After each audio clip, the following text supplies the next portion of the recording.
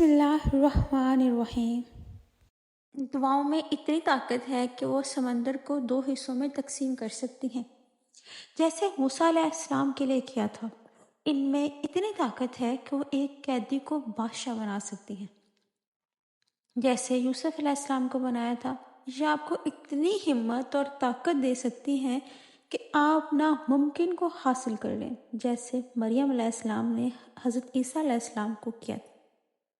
یہ آپ کا تعاقب کرتی ہیں اور آپ کو بے یار و مددگار نہیں چھوڑتی۔ دعائیں تپتے صحرا میں اللہ سے لے کر دکھاتی ہیں، جیسے حاجرہ علیہ السلام نے لیا تھا۔ دعاؤں سے آپ ایک اچھی قوم کی بنیاد رکھ سکتے ہیں، جیسے ابراہیم علیہ السلام نے رکھی تھی۔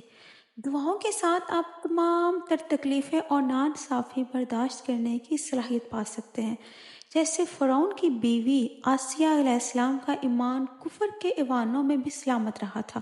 اور جانتے ہو، دعائیں بدو قوم کو ایک عظیم قوم بنا سکتی ہیں، جیسے ہمارے پیارے نبی صلی اللہ علیہ وسلم نے کیا تھا۔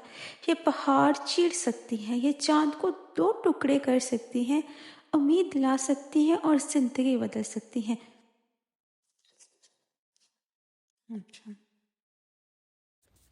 دعاؤں سے آپ ایک